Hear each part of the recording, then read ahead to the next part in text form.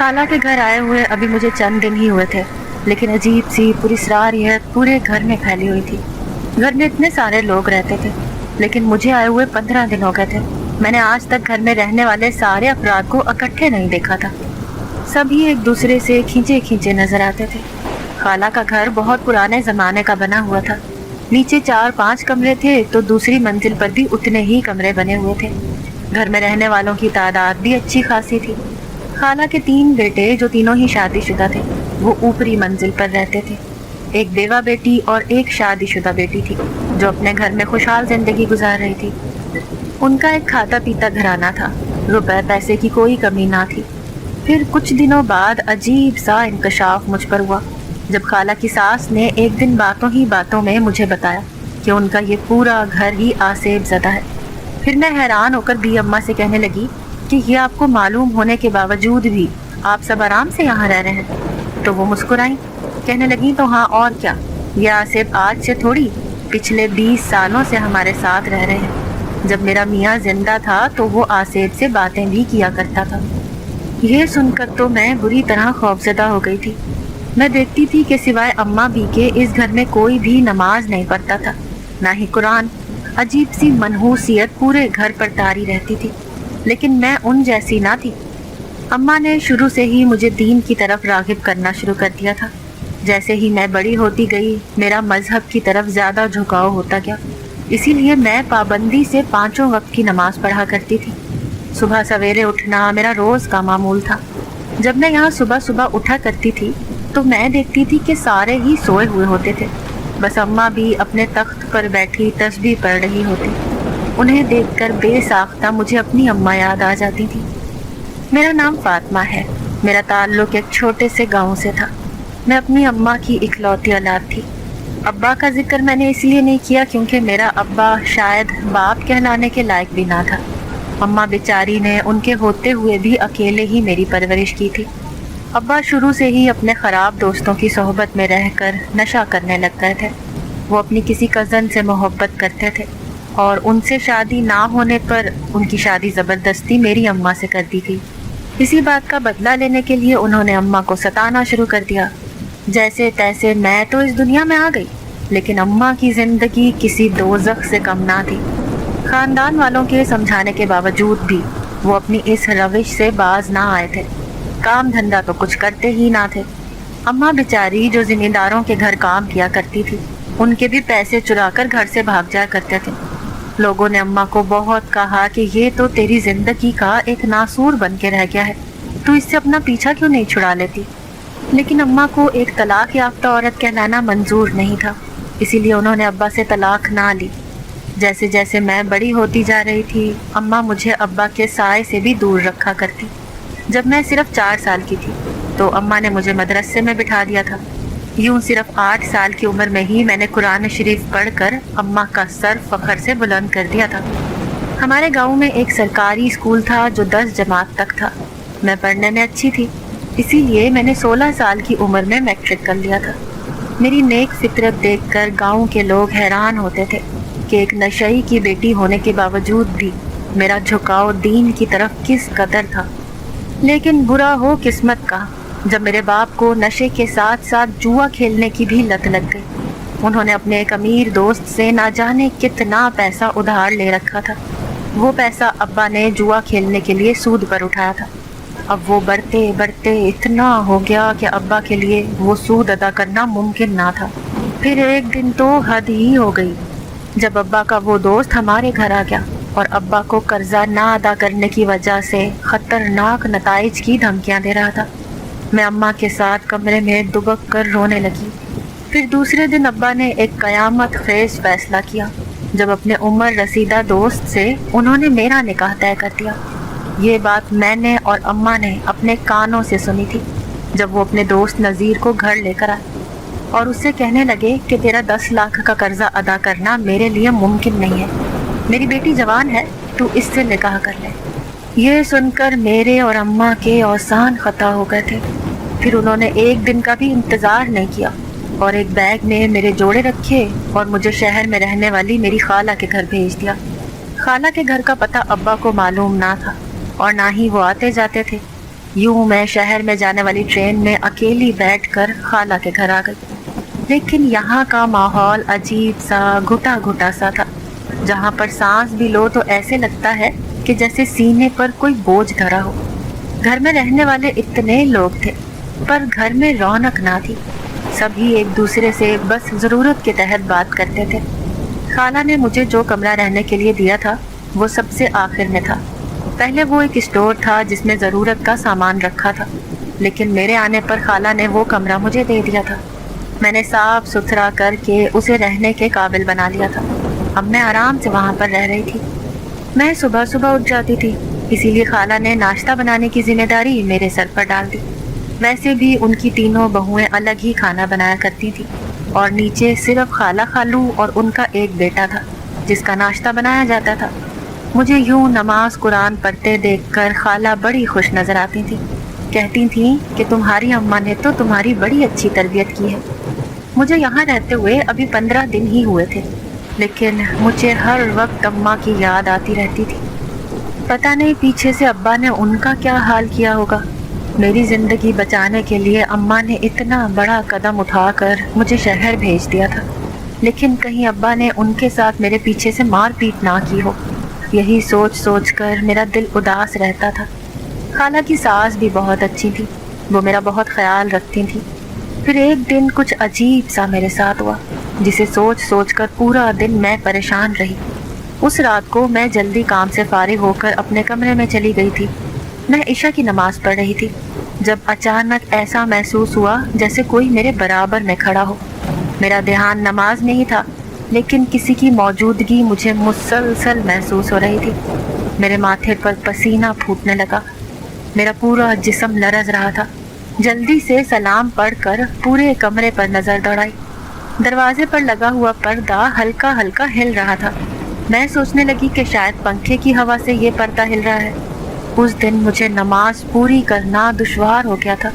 मैं जब भी नमाज शुरू करती तो ऐसे लगता जैसे कोई मेरे साथ मौजूद है, लेकिन जैसे ही सलाम पढ़कर देखती तो किसी की भी मौजूदगी महसूस ना होती। उस रात को मैं पूरी रात सो ना सकी।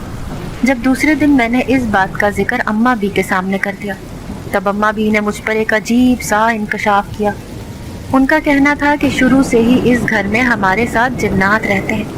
उनकी ये बात मेरे औसान खता कर गई। अब मुझे रात को नींद नहीं आती थी। मैं हर वक्त डरी डरी रहती। नमाज पढ़ने लगती तो ऐसे लगता जैसे कोई मुझे देख रहा है, और किसी की मौजूदगी का एहसास मुझ पर शिद्दत से हावी हो जाता। सुबह को ना सोने की वजह से मेरी आंखें लाल रहने लगी। फिर एक दिन अम्मा बी ने मुझे अपने पास बुलाया। कहने लगी कि बेटा, अगर तुझे रात को सोते हुए डर लगता है तो कल से तू मेरे कमरे में रहने लग जा। मैं उनकी ये बात सुनकर खुश हो गई। फिर मैं कहने लगी कि हाँ अम्मा बी, मुझे उस स्टोर में नींद नहीं आती, मैं आपके कमरे में ही सो जाया करूँगी। खाला ने जब मुझे अपना सामान अम्मा बी के कमरे में शिफ्ट करते हुए देखा तो कहने लगी कि बेटा, अम्मा तो पूरी रात बीमारी की वजह से सो नहीं सकती, बल्कि खांसती रहती हैं। इस तरह से तुम्हारी नींद भी पूरी नहीं होगी। मैंने खाला को कहा कि कोई बात नहीं, मुझे इसकी कोई फिक्र नहीं है कि वो कोई सारी रात खांसती है, मैं उनके साथ आराम से रह लूँगी। वैसे भी मुझे अब यहाँ रहते हुए डर लगने लगा था। इतने सारे लोग होने के बावजूद भी इस घर में अजीब सा सन्नाटा छाया रहता था। फिर एक रात को जब अचानक अम्मा बी को शदीद खांसी हुई तो उन्होंने मुझे कहा कि मेरे लिए कहवा बना कर लाओ। उनकी तबीयत ठीक नहीं थी, इसीलिए मैं जल्दी से किचन में चली गई। रात के शायद 12 बजे का टाइम था। मैं जैसे ही किचन से कहवा बनाकर निकलने लगी, अचानक से ही बरामदे के पिलर के पीछे मुझे कोई खड़ा हुआ नजर आया। मैं समझी शायद खाला का बेटा अतीक भाई हो। मैंने आगे बढ़कर उन्हें पुकारा तो देखते ही देखते मेरे सामने से वो गायब हो गए। मैं शशदर सी रह गई। जल्दी से कहवा लेकर अम्मा बी के पास चली गई। मैं बार बार अपने इस वहम को झटकना चाहती थी, लेकिन मेरे जहन से वो मंजर हट ही नहीं रहा था जब मेरे सामने खड़ा हुआ वो शख्स अचानक से गायब हो गया था। मैं अब यहाँ डरी डरी सी रहने लगी थी। दिल चाह रहा था कि अभी उड़ कर किसी भी तरह अम्मा के पास वापस चली जाऊँ। फिर एक दिन जब अम्मा भी बैठी हुई थी तो मैं उनके पास चली गई। उनसे बातों ही बातों में पूछने लगी कि अम्मा भी, मुझे 1-2 दफ़ा नहीं कई दफ़ा वहम हुआ है ऐसे लगता है जैसे कोई मेरे आस पास खड़ा हो। तो अम्मा भी कहने लगी कि हाँ बेटा, चलते फिरते तो वो मुझे भी दिखाई देते हैं, ये कोई डरने वाली बात नहीं है, हम बरसों से उनके साथ रहते आ रहे हैं, इसीलिए तुम्हें भी आदत हो जाएगी। उनकी ये बात सुनकर तो मैं दहशत ज़दा रह गई थी। वो ये बात बड़े आराम से कह रही थी। फिर अम्मा भी कुछ सोचते हुए कहने लगी कि दरअसल ये पुराने वक्तों के घर बने हुए थे। हिजरत के वक्त जो घर जिसके हाथ लगा उन्होंने उसी में रिहाइश इख्तियार कर ली। इत्तफाक से हमारे माँ बाप के हाथ ये घर लगा था, लेकिन इसमें चंद दिन रहने के बाद ही हमें मालूम हो गया था कि इस घर में आसिफ का बसेरा है। वो हमें कुछ नहीं कहते थे। जिस तरह हमारी नस्लें परवान चढ़ी, इसी तरह उनकी नस्लें भी इसी घर में परवान चढ़ी हैं। लेकिन फ़र्क सिर्फ इतना है कि हम मुसलमान मज़हब से ताल्लुक़ रखते हैं, जबकि वो जिन्नात हिंदू धर्म से ताल्लुक़ रखते हैं। इस घर में फैली ये वीरानी इसी बात की गवाह है कि यहाँ पर दो दो मज़हब की मखलूक होने की वजह से कोई भी अपनी इबादत ठीक तरह से नहीं कर पाता। अगर हम नमाज पढ़ने की कोशिश करते हैं तो वो जिन्नात हमारे पास आकर बैठ जाते हैं और मुख्तलिफ हैले बहानों से हमें तंग करते हैं। और दूसरी तरफ जैसे ही हम रात को सोते हैं तो उनके मंदिर की घंटियां हमें साफ सुनाई देती हैं। कभी तो वो इतनी उछल कूद करते हैं कि हमारा रहना यहाँ दुश्वार हो जाता है। कई दफ़ा हमने इस घर को बेचने की कोशिश की है, लेकिन कोई भी इसे ख़रीदने पर तैयार नहीं होता। और फिर हम इतने सारे अफराद हैं, सभी को रहने के लिए अलग अलग घर चाहिए होगा। इतने सारे घर खरीदना हमारे लिए मुमकिन नहीं। तुम अभी नई नई यहाँ आकर रहने लगी हो, तुम्हें बहुत जल्द इन सब चीज़ों की आदत हो जाएगी। अम्मा भी की इन बातों ने मुझ पर हैरत अंगेज़ इंकशाफात किए थे। मैं दिल ही दिल में तौबा तौबा करने लगी कि उन हिंदू जिन्नात की वजह से इस घर में रहने वाला कोई भी फ़र्द इबादत नहीं करता। लेकिन मैंने दिल में पक्का इरादा कर लिया कि कुछ भी हो, मैं नमाज और कुरान पढ़ना हरगिज़ नहीं छोड़ूंगी। और भले वो मुझे कितना ही डराते रहे, मैं उनसे डरने की हरगिज़ कोशिश नहीं करूंगी। दूसरे दिन जैसे ही सुबह फजर का वक्त हुआ, मैंने बुलंद आवाज़ से तिलावत करना शुरू कर दी। जब मैं बैठी हुई तिलावत कर रही थी तो मुझे ऐसा महसूस होता कि जैसे मेरे आस पास बहुत से लोग खड़े हों, लेकिन जैसे ही नज़रें हटाकर मैं आस पास देखती तो कोई भी ना होता। मैं समझ गई कि यहाँ इस घर में रहने वाले हिंदू जिन्नात को मेरी इबादत से तकलीफ़ हो रही है। मुझे उनकी कोई परवाह ना थी। मैंने कुरान पढ़ना जारी रखा। जैसे ही मैं कुरान पढ़कर चारपाई पर लेटी तो अचानक से ही मेरे सर में दर्द की टीसें उठना शुरू हो गई। ऐसे लगता था जैसे मेरे सर और कंधों पर कोई वज़न धरा हो। अचानक से ही शदीद घबराहट सी होने लगी थी। ऐसे लगता था अभी उल्टी हो जाएगी। यूं ही सस्ताने के लिए मैं बाहर आकर उस दरख्त के नीचे बैठ गई जो सहन के बीचों बीच लगा हुआ था। सुबह की हल्की हल्की ठंडी हवा चल रही थी। मौसम बहुत ही दिलकश हो रहा था। मैं वहाँ बैठी हुई थी कि अचानक ही मेरी नज़र स्टोर के दरवाजे पर पड़ी जो खुला हुआ था। अमूमन जब तक मैं उस कमरे में रहती आई थी तब तक वो स्टोर खुला रहता था, लेकिन अब फुफ्फो ने मेरा सामान उस कमरे से निकाल कर ताला लगा दिया था। और आज उस खुले हुए दरवाजे को देखकर मैं हैरान थी। फिर उस कमरे को बंद करने के लिए मैं उस दरवाजे के सामने जाकर खड़ी हुई कि अचानक किसी ने मेरा हाथ पकड़कर मुझे स्टोर में अंदर धकेल दिया। खौफ से मेरी गिग्गी बन गई, लेकिन मुझे अपने हाथ पर किसी के हाथ का दबाव महसूस हुआ था और ज़ोरदार धक्का लगने की वजह से मैं स्टोर में आ गई थी। फिर मेरे देखते ही देखते स्टोर रूम का दरवाज़ा ज़ोरदार आवाज़ से बंद हुआ और फिर मैं दरवाज़ा खोलकर बाहर आने की कोशिश कर रही थी, लेकिन इतना ज़ोर लगाने के बावजूद भी दरवाज़ा था कि खुलने का नाम ही नहीं ले रहा था। मेरे औसान ख़ता हो रहे थे। ऐसे लगता था कि कोई मेरे बहुत करीब खड़ा हो। उसकी गरम गरम सांसें मैं अपने वजूद पर बआसानी महसूस कर रही थी। मैं खौफ से रोने लगी और बार बार दरवाज़ा बजाती कि खाला प्लीज़ दरवाज़ा खोलो, मैं इस कमरे में बंद हो गई हूँ। लेकिन पूरे घर में सब ही घोड़े गधे बेच कर सो रहे थे। भला कौन मेरी आवाज़ सुनता। मैं वहीं नीचे बैठ गई और ज़ोर ज़ोर से रोने लगी। अचानक ही किसी ने मुझे पुकारा था, लड़की सुनो। मैं खौफज़दा सी आंसुओं भरी आंखों से चेहरा उठाकर इधर उधर देखने लगी। अचानक ही स्टोर रूम में लगे हुए पर्दे के पीछे से मुझे एक हाथ नजर आया जो मुझे अपनी तरफ बुला रहा था। یہ دیکھ کر میں اتنی زور زور سے چیخی کہ در و دیوار ہل گئے اور پھر میں وہیں بے ہوش ہو کر گر پڑی۔ جب میری آنکھ کھلی تو میں اماں بھی کے کمرے میں لیٹی ہوئی تھی۔ اماں بھی پاس ہی بیٹھی تسبیح پڑھ پڑھ کر مجھ پر کچھ دم کر رہی تھی۔ پھر میں اٹھ کر بیٹھی تو مجھے اپنے پاس کھڑی خالہ نظر آئی جو تشویش سے مجھے دیکھ رہی تھی۔ کہنے لگی، فاطمہ کیا ہوا بیٹی، تم اسٹور میں کیسے بے ہوش ہو گئی تھی؟ اماں بھی لاپرواہی سے خالہ کو کہنے لگی کہ بہو، تمہیں معلوم تو ہے کہ اس گھر میں کس وجہ سے یہ بے ہوش ہوئی ہے۔ یہ ایک نیک فطرت بچی ہے اور وہ ہندو جنات کہاں جاتے ہیں کہ اس گھر میں کوئی نیک انسان آ کر رہے۔ انہوں نے شروع سے ہی ہمارا رہنا دشوار کیا ہوا ہے، اب اس بچی کے پیچھے پڑ گئے ہیں۔ خالہ ان کی بات سن کر خاموش کھڑی تھی۔ مجھے دہشت کے مارے بخار ہو گیا تھا۔ 2 دن تک میں بستر پر پڑی رہی۔ پھر جب میرا بخار اترا تو میں باہر آ کر صحن میں بچھی چارپائی پر لیٹ گئی۔ خالہ میرے لیے کھچڑی بنا کر لائیں جو مجھے کھانے پر اصرار کر رہی تھی۔ میں وہ کھچڑی کھاتے ہوئے خالہ کو کہنے لگی کہ خالہ، آپ لوگ آخر ان سب چیزوں کا حل کیوں نہیں نکالتے؟ اتنے سالوں سے یہ اذیت جھیل رہے ہیں، ایسے تو کوئی بھی یہاں نہیں رہ پائے گا۔ خدا کے لیے آپ اماں سے کوئی رابطہ کریں تاکہ اماں مجھے اپنے پاس واپس بلا لیں۔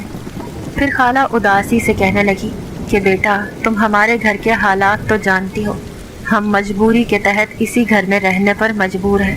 کیا کریں، اتنا بڑا گھر ہے، چھوڑ کے بھی نہیں جا سکتے۔ ویسے بھی انہوں نے آج تک ہمیں کوئی نقصان نہیں پہنچایا، لیکن جو بھی کوئی نیا آ کر اس گھر میں رہتا ہے تو اسے وہ ڈرانے کی کوشش ضرور کرتے ہیں۔ تم بھی ان چیزوں پر زیادہ دھیان نہ دو، جتنا تم زیادہ ڈرو گی اتنا ہی وہ تمہیں ڈرائیں گے۔ خالہ کی باتیں میرے لیے حیران کن تھی۔ 2-3 دن گزر گئے، میرے ساتھ کچھ بھی نہ ہوا۔ پھر ایک دن کچھ ایسا ہوا جس نے مجھے سر سے پاؤں تک ہلا کر رکھ دیا تھا۔ میں رات کو اماں بی کے کمرے میں سوئی ہوئی تھی، لیکن اچانک ہی آدھی رات کو میری آنکھ کھلی۔ میں خود کو دیکھ کر حیران رہ گئی، کیونکہ میں اماں بی کے کمرے میں سوئی تھی لیکن اب میں اسٹور روم میں موجود تھی۔ میں نے دیکھا اسٹور میں ہلکی ہلکی روشنی جل رہی تھی اور کمرے کا دروازہ مکمل طور پر بند تھا۔ میں گھبراتے ہوئے اٹھی، میرا دوپٹہ بھی شاید اماں بی کے کمرے میں رہ گیا تھا۔ ایسے ہی دروازے کے پاس دروازہ کھولنے کے لیے بڑھی تو اچانک سے کسی نے آواز دے کر مجھے روکا۔ وہ آواز بہت بھاری اور روبدار تھی۔ میں نے خوف سے پیچھے پلٹ کر دیکھا۔ اونچا لمبا نہ جانے کون تھا جو میرے پیچھے مجھے چمکدار روشن آنکھوں سے گھور رہا تھا۔ اسے دیکھ کر مجھ پر سکتہ طاری ہو گیا۔ میں دیوار کے ساتھ لگ کر یوں چپک کر کھڑی تھی جیسے ابھی گر جاؤں گی۔ پھر میں نے دیکھا وہ چلتا ہوا میرے قریب آیا، مجھ سے کہنے لگا، اس دن جو کتاب تم پڑھ رہی تھی وہ مجھے بہت پسند آئی ہے، میں چاہتا ہوں کہ تم ایک بار پھر مجھے وہ سناؤ۔ نہ جانے وہ کس کتاب کے بارے میں کہہ رہا تھا۔ میں بالکل چپ چاپ کسی بت کی مانند کھڑی تھی۔ مجھے یوں بت بنے کھڑا دیکھ کر وہ غصے میں کہنے لگا کہ یہاں پر رہنے والے سارے جن زادے میرے غلام ہیں اور میں ان کا شہزادہ۔ کوئی بھی میرے حکم کی تعمیل نہ کرے تو مجھے بہت غصہ آ جاتا ہے، اسی لیے جو تم سے کہا ہے جلدی وہ سناؤ، ورنہ میں تمہیں اس کمرے سے باہر نہیں جانے دوں گا بلکہ اسی دیوار میں غائب کر دوں گا۔ اس کی یہ بات سن کر میرے اوسان خطا ہو گئے۔ پھر میں اٹک اٹک کر اس سے کہنے لگی کہ کہیں آپ قرآن کے بارے میں تو نہیں کہہ رہے؟ اس نے سر ہلایا، کہنے لگا، ہاں جو تم روزانہ پڑھتی ہو میں اسی کے بارے میں کہہ رہا ہوں۔ پھر مجھے سورہ جن زبانی یاد تھی تو میں نے ہلکی آواز میں اسے وہ سنا دی۔ وہ قرآن کی تلاوت سن کر کہنے لگا کہ تمہارا عبادت کرنے کا طریقہ مجھے بہت پسند ہے، جب تم اسے پڑھتی ہو تو دل چاہتا ہے سنتے ہی رہوں۔ تم نے روزانہ رات کو آ کر ہمیں یہ قرآن سنانا ہوگا۔ میں ان کی بات پر تھوڑی حیران تھی تو دل سے تھوڑی خوش بھی تھی، کیونکہ یہ تو خوشی کی بات تھی کہ اگر کوئی میری عبادت دیکھ کر مجھ سے خوش ہوا۔ میں نے اس جنزاد شہزادے سے کہہ دیا کہ ٹھیک ہے، میں روزانہ آپ کو یہ سنا دیا کروں گی۔ پھر وہ جنزاد مجھے کہنے لگا، لیکن ایک بات کا دھیان رکھنا، اس گھر میں رہنے والے سارے انسان سو جاتے ہیں تب ہمارے اٹھنے کا وقت ہوتا ہے، اسی لیے تمہیں روزانہ رات کو آ کر ہمیں یہ سنانا ہوگا۔ میں نے اس کی یہ بات مان لی، اس لیے اب میں ان سے باہر جانے کی التجا کرنے لگی۔ پھر تھوڑی دیر بعد خود بخود دروازہ کھلنے کے ساتھ ہی میں باہر بھاگتی ہوئی اماں بی کے کمرے میں آ گئی تھی۔ کافی دیر تک میں سو ہی نہ سکی۔ عجیب سا معمہ تھا جو حل ہی نہیں ہو رہا تھا۔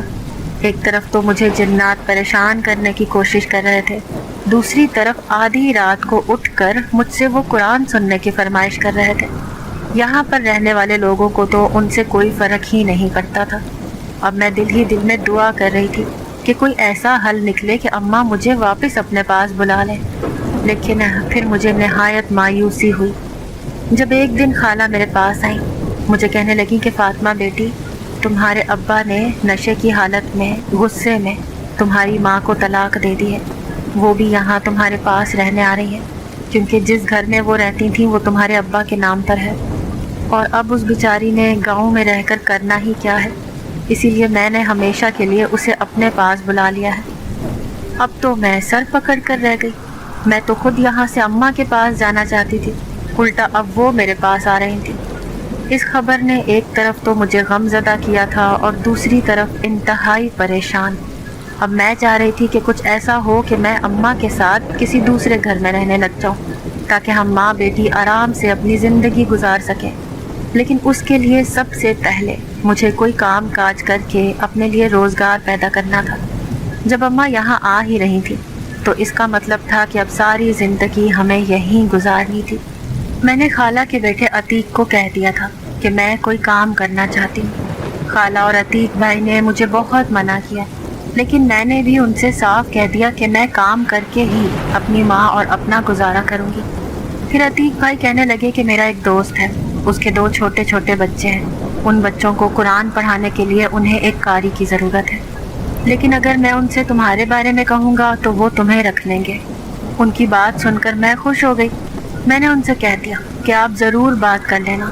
پھر اس رات میں سوئی تو خود بخود آنکھ کھلنے پر میں نے اپنے آپ کو اسٹور روم میں پایا۔ میں سمجھ گئی تھی کہ مجھے یہاں کیوں لایا گیا ہے، لیکن وہ جن زیادہ مجھے عجیب سی نظروں سے دیکھ رہا تھا۔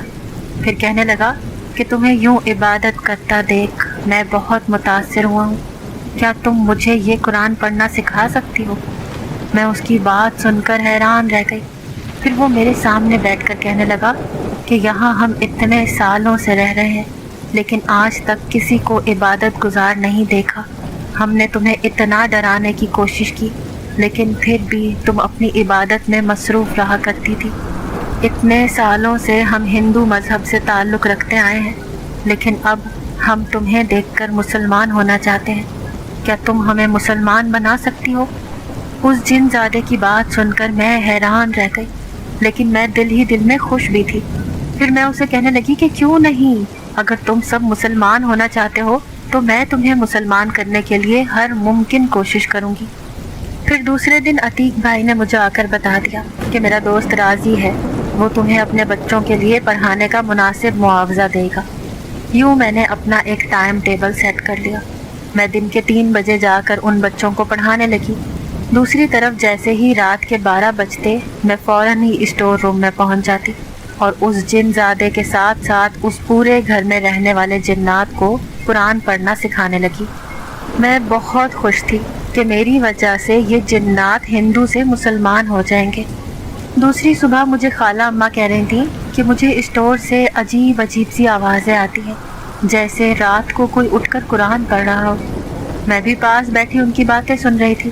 میں نے ابھی کسی کو بتانا مناسب نہ سمجھا، میں ابھی انہیں مکمل طور پر مسلمان کرنا چاہتی تھی۔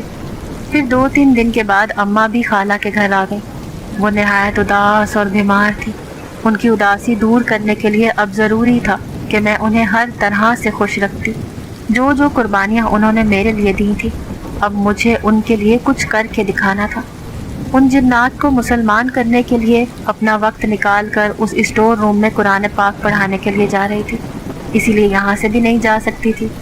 دوسری طرف عتیق بھائی خالہ کو آ کر کہنے لگے کہ میں نے ایک اسٹیٹ ایجنسی والے سے بات کی ہے، وہ ہمارا گھر بکوانے کے لیے راضی ہیں۔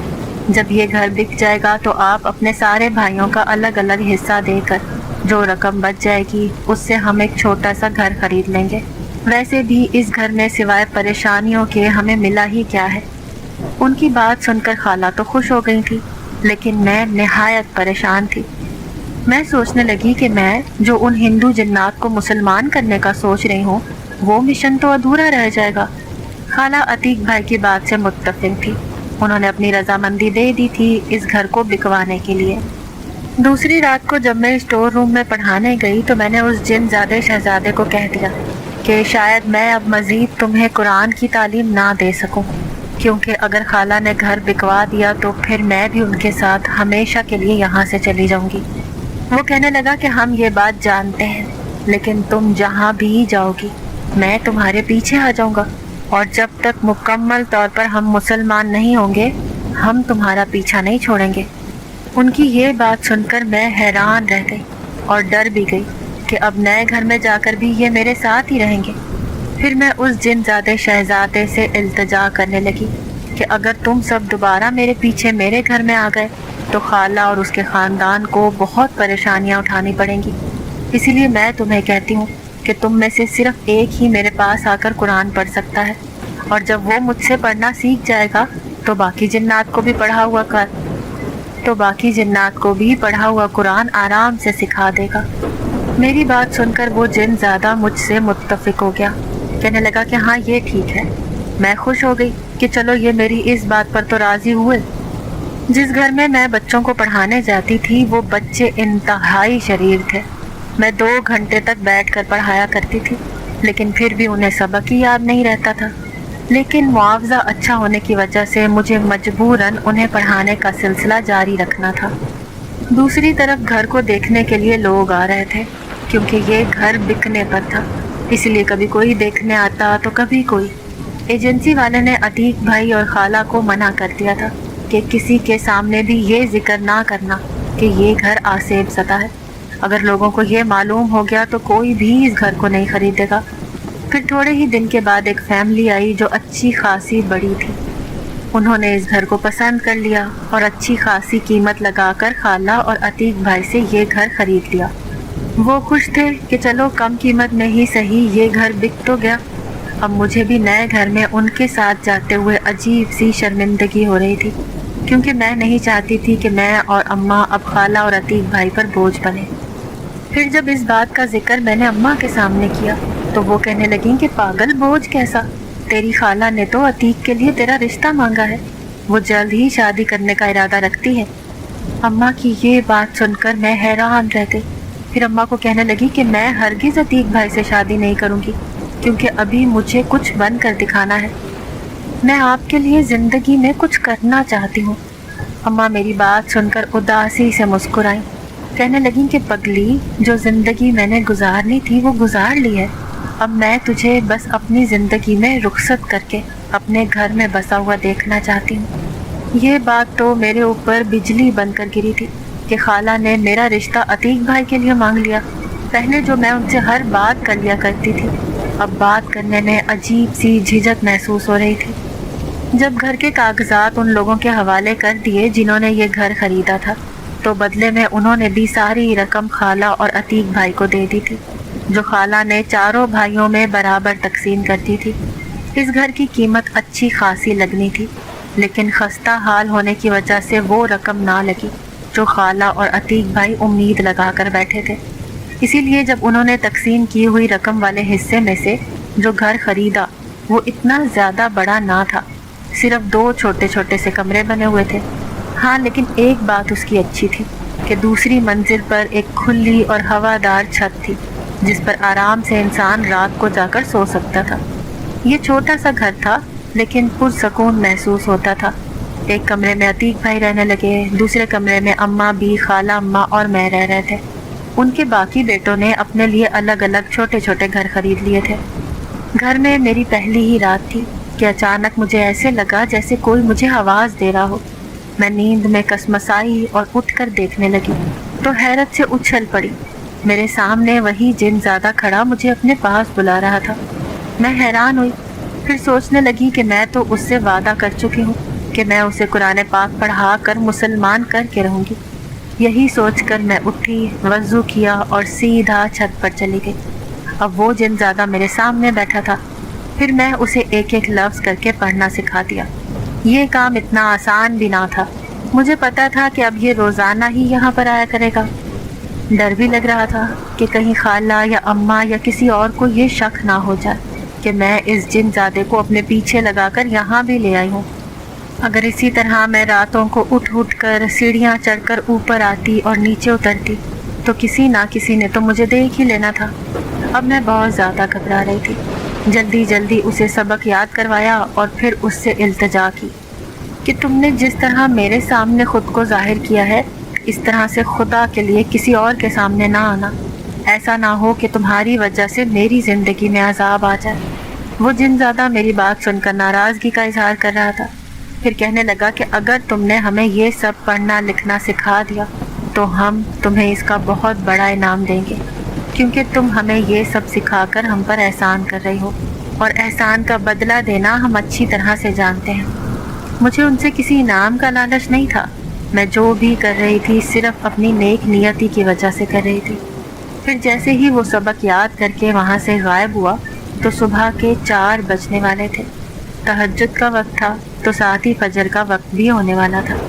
میں نے تہجد کی نماز پڑھی اور پھر تھوڑی دیر کے لیے لیٹ گئی، لیکن برا ہو شیطان کا جو مجھ پر حاوی ہو گیا، اور پھر میں گہری نیند میں چلی گئی۔ جب آنکھ کھلی تو صبح کے 7 بج رہے تھے اور میری فجر کی نماز قضا ہو گئی تھی۔ مجھے بے حد افسوس ہو رہا تھا، پھر غصہ بھی آیا کہ اس جن زادے کی وجہ سے یہ سب ہوا ہے۔ نہ وہ آدھی رات کو میری نیند خراب کرتا اور نہ میری نماز قضا ہوتی۔ یہ نیا محلہ تھا، یہاں پر بہت زیادہ رش رہا کرتا تھا۔ گلی میں بچوں کے کھیلنے کی زور زور سے آوازیں بھی آیا کرتی تھی۔ پھر ایک دن ایک عورت خالہ کے پاس آئی، کہنے لگی کہ میں نے سنا ہے کہ آپ کی بیٹی بچوں کو قرآن پاک پڑھانے کے لیے کسی کے گھر جاتی ہے۔ بچی کو آنے جانے میں پریشانی ہوتی ہوگی، اسی لیے میں اپنے بچوں کو آپ کی بیٹی کے پاس مدرسہ لگوانا چاہتی ہوں۔ اگر یہ میرے تینوں بچوں کو پڑھائے گی تو انہیں دیکھ کر اس محلے میں رہنے والے اور بھی بہت سے بچے یہاں پر پڑھنے آ جائیں گے۔ یوں آپ کی بیٹی کو گھر سے باہر نہیں جانا پڑے گا۔ مناسب سے معاوضے میں وہ گھر پر رہ کر بچوں کو پڑھا سکتی ہے۔ ان کی یہ بات مجھے اماں اور خالہ کو بہت پسند آئی، کیونکہ جہاں میں پڑھانے جاتی تھی وہ بچے اتنے شیطان تھے کہ میری ناک میں دم کر دیا کرتے تھے۔ پھر دیکھتے ہی دیکھتے محلے کے بچوں نے میرے پاس مدرسہ پڑھنے کے لیے آنا شروع کر دیا۔ خالہ اور اماں مجھے دیکھ کر خوش ہوتی کہ کس طرح سے اس چھوٹی سی عمر میں میں نے اپنا نام بنا لیا۔ ایک نیک نیت اور فطرت کی وجہ سے ایک طرف تو میں بچوں کو قرآن پاک پڑھا رہی تھی، دوسری طرف آدھی رات کو اٹھ کر اس جن زادے کو مسلمان کرنے کی کوشش کر رہی تھی۔ دیکھتے ہی دیکھتے سال گزر گیا اور میں خوش تھی کہ وہ جن زادہ قرآن پاک پڑھنا سیکھ گیا تھا۔ اب وہ نماز پڑھنے کا طریقہ سیکھ رہا تھا۔ میں نے اسے مکمل طور پر مسلمان کر دیا تھا۔ میں اس سے گزارش کرنے لگی کہ جس طرح تم مسلمان ہوئے ہو، ایسے ہی تم نے اپنے ساتھ رہنے والے سارے ہندو جنات کو مسلمان کرنا ہے۔ یوں ان کی زندگی ایک دھب پر چل پڑی تھی۔ پھر ایک دن خالہ نے باقاعدہ میرا ہاتھ اماں سے مانگ کر منگنی کا اعلان کر دیا۔ اماں تو نہایت خوش نظر آ رہی تھی، لیکن میں شدید پریشان تھی۔ مجھے یہ سب بہت عجیب لگ رہا تھا، شاید میں دل سے خوش نہیں تھی۔ دوسرے دن سادہ سی تقریب میں سج دھج کر عتیق کے پہلو میں بیٹھی تھی۔ اب وہ میرا منگیتر ہو گیا تھا، کیونکہ خالہ نے ان کے نام کی انگوٹھی میری انگلی میں پہنا دی تھی۔ میں اماں کے خالی ہاتھ دیکھ رہی تھی، وہ بھی عتیق بھائی کو ایک سونے کی انگوٹھی پہنانا چاہتی تھی، لیکن اس بیچاری کی اتنی گنجائش کہاں تھی۔ میں یہ سوچ کر اداس ہو گئی کہ اب وہ میرے لیے جہیز کے لیے پریشان ہوگی۔ پھر دوسرے دن جب وہ جن زیادہ میرے پاس آیا تو مجھ سے شدید ناراض دکھائی دے رہا تھا۔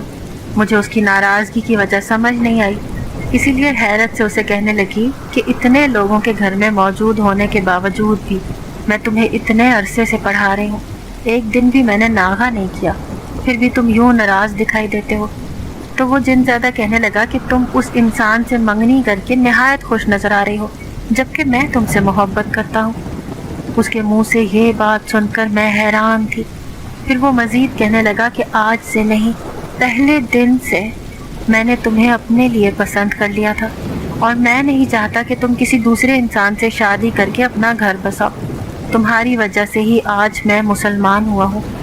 اس جن زادے کا یہ انکشاف میرا دل دہلا رہا تھا۔ مجھے ڈر بھی لگ رہا تھا کہ یہ کہیں کچھ کر نہ دے۔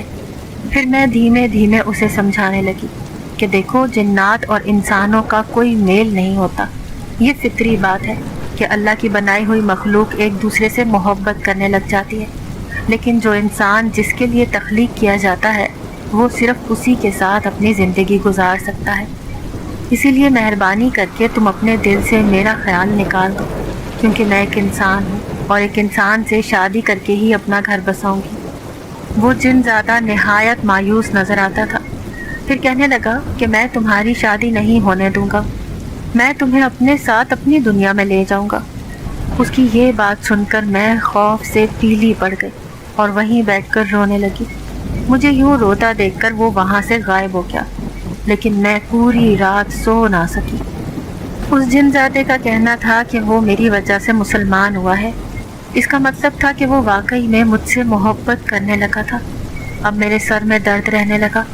دوسرے دن بچے آئے تو میں نے سارے بچوں کو چھٹی کروا دی۔ یہ کہہ دیا کہ میری طبیعت خراب ہونے کی وجہ سے میں آج پڑھا نہیں سکتی۔ پھر دوسری رات کو میں نے آدھی رات تک انتظار کیا، لیکن وہ جن زیادہ مجھ سے پڑھنے ہی نہ آیا۔ شاید وہ مجھ سے ناراض ہو گیا تھا۔ اب تو میں شدید پریشان ہو گئی کہ کیا کروں۔ ایک طرف تو خالہ اور اماں میری شادی کی تیاریاں کر رہی تھی، دوسری طرف وہ جن زیادہ بھی ناراض ہو کر کہیں غائب ہو گیا تھا۔ مجھے یہ فکر تھی کہ شادی سے پہلے کہیں وہ کوئی ایسی حرکت نہ کر دے جس کی وجہ سے اماں کو کوئی پریشانی اٹھانی پڑے یا ان کی کوئی بدنامی ہو۔ پھر دوسری رات کو میں چھت پر گئی۔ ٹھنڈی ٹھنڈی ہوا چل رہی تھی، ہر طرف رات کا کالا سناٹا پھیلا ہوا تھا۔ میں نے اپنی آنکھیں بند کی اور دل ہی دل میں اس جن زادے کو یاد کرنے لگی۔ اس کے آنے کی کوئی بھی آہٹ سنائی نہ دی۔ میں چھوٹی سی دیوار سے باہر کی طرف جھانک رہی تھی۔ جیسے ہی پلٹی تو سامنے وہ جن زادہ کھڑا مجھے غور سے دیکھ رہا تھا۔ اس کے یوں غور سے دیکھنے پر میں ڈر گئی۔ پھر کہنے لگی کہ میں تمہیں یوں ناراض نہیں دیکھ سکتی۔ اگر میں نے کوئی بھی غلطی کی ہے تو مہربانی کر کے مجھے معاف کر دو۔ وہ اداسی سے کہنے لگا کہ نہیں، تمہاری غلطی نہیں ہے، میں ہی غلط تھا جو ایک آدم زادی سے محبت کر بیٹھا۔ تمہاری محبت میں نہ صرف میں مسلمان ہوا ہوں، بلکہ میں نے اپنے سارے قبیلے کے جنات کو مسلمان کر دیا ہے۔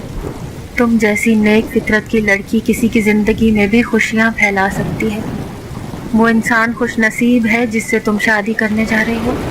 اس کی بات سن کر میں سر جھکا کر رہ گئی۔